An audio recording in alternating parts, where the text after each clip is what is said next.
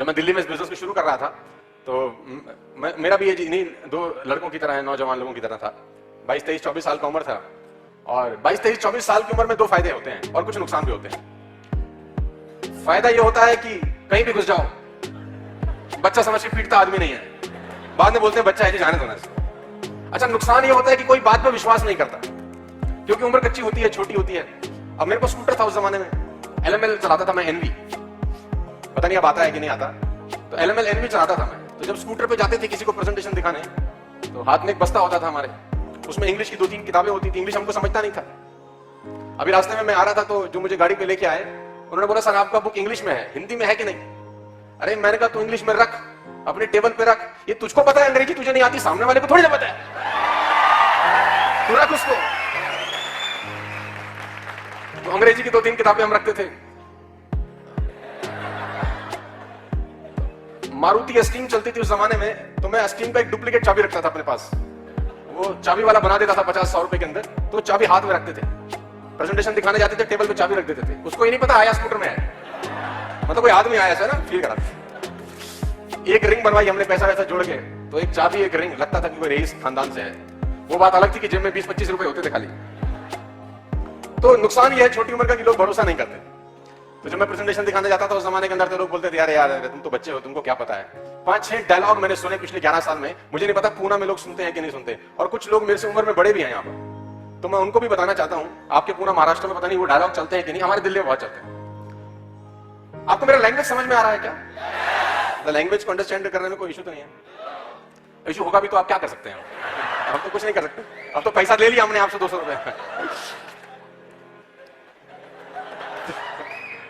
तो जब प्रेजेंटेशन दिखाने जाते थे तो 2-3 डायलॉग, भाटी साहब 5 डायलॉग हमको सुनने को मिलते थे।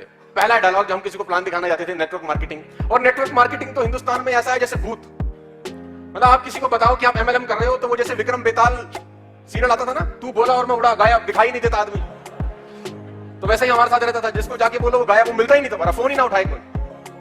तो जो हमसे बड़ी उम्र के थे वो पहला डायलॉग हमको चिपकाते थे, हमें सब पता है। दूसरा डायलॉग पेटेंटेड था उनका, हमने दुनिया देखी है। कुछ उम्र में बड़े लोग थे, वो हमको एक और डायलॉग चिपकाते थे, हमारे बाल यूं ही धूप में सफेद नहीं हुए। चौथा डायलॉग, बेटा तुम्हारी जितनी उम्र है उतना तो हमारा तजुर्बा है। पांचवा डायलॉग जो लोग हमको चिपकाते थे, अब हमें तुमसे सीखना पड़ेगा पैसे कैसे कमाते हैं, अब तुम बच्चे कल के हमको सिखाओगे। तो ये 5-6 पेटेंटेड डायलॉग वहां दिल्ली में चलते थे। आपके यहां चलते हैं कि नहीं चलते? चलते हैं ना। मुझे उनके डायलॉग से कोई दिक्कत नहीं थी, हर आदमी को अधिकार है वो कुछ भी बोल सकता है। दिक्कत मुझे तब महसूस होती थी कि जब उनके डायलॉग और बैंक बैलेंस मैच नहीं करता था आपस में। डायलॉग तो बहुत शानदार थे लेकिन बैलेंस जो था अकाउंट के अंदर, उसमें जब वो ATM डालते थे तो माइनस में पैसे आते थे, -54 रुपीस, लेकिन डायलॉग शानदार थे। तो आपके बीच में भी कुछ ऐसे बुद्धिजीवी टाइप होंगे लोग। एक कहानी के साथ हम आज का प्रोग्राम शुरू करते हैं। मेरी बड़ी फेवरेट सी कहानी है, पूना पहली बार आया हूं, दूसरी बार, तो आपको जरूर सुनाना चाहता हूं। सुनना चाहेंगे आप लोग? अच्छा, जो यस नहीं बोल रहे क्या करूं इनका?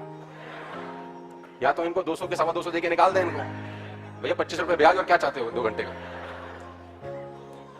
देखो ऐसा है, मैं भगवान को बहुत मानता हूं, ईश्वर की मर्जी के बिना पत्ता नहीं हिलता। आप उसकी मर्जी से यहां पर बैठे होंगे, जब उसकी मर्जी से बैठ ही गए हैं तो हंस लो, बोल लो थोड़ा सा। कहानी सुनाऊं? अच्छा, 2-4 कलाकार अब भी नहीं बोले, चलो भगवान इनकी आत्मा को शांति दे, कोई बात नहीं, अब क्या कर सकते हैं। तो कहानी कुछ ऐसी है, वो उसी आदमी के लिए है जो अभी तक यस नहीं बोला है। इसकी बीवी को बच्चा होने वाला था। भाटिया साहब, जो यस नहीं बोला, हम 1500 किलोमीटर दूर से आ गए चल के, सुबह 5 बजे का मैं निकला हूं, इतना बड़ा शरीर लेके आ गई, इतनी सी जीभ नहीं हिला सकता। तो इसकी बीवी को भाटिया साहब बच्चा होने वाला था, तो इसने डॉक्टर को फोन किया कि डॉक्टर साहब जल्दी आ जाओ, लगता है समय आ गया है, तो आप तुरंत आ जाओ। डॉक्टर ने बोला मैं आ तो जाता हूं लेकिन मुझे कम से कम 30 से 35 मिनट आने में लग जाएंगे। तो उसने बोला ठीक है जी, आप आ जाओ, मैं आपका इंतजार करता हूं। डॉक्टर आ गया 30 से 35 मिनट के बाद। डॉक्टर ने कहा कहां है बीवी? बोले अंदर।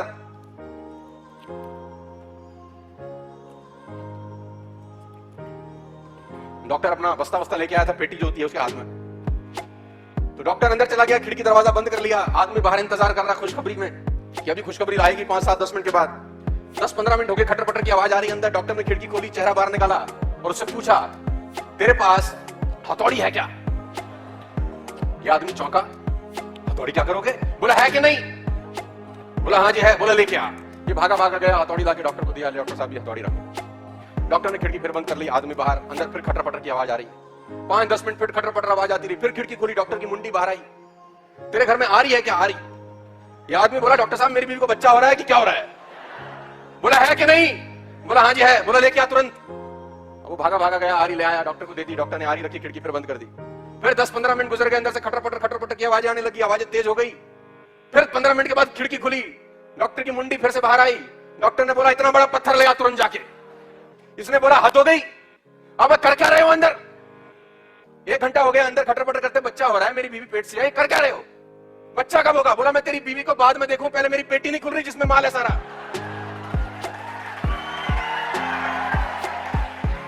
और पहले ये खुले संदूक मेरा, इसमें सामान निकालूं। तो कुछ लोग ऐसे हैं आप में जिनकी पेटियां, भाटिया साहब ऐसे बंद हैं, जिनको कुछ कह दो साला खुलती नहीं है। इतने बड़े बड़े ताले लगा रखे हैं इन्होंने अपनी पेटियों पे, इनको कैसा भी समझाओ इनको समझ में नहीं आता। लेकिन मैं भी कोशिश कर रहा हूं, एक दिन तो साला खोल ही लेंगे, पेटी तो है। मैं इनको कह रहा हूं तुम भी अंदर से कोशिश करो खोलने की, मैं बाहर से कोशिश करता हूं, साला एक दिन तो पेटी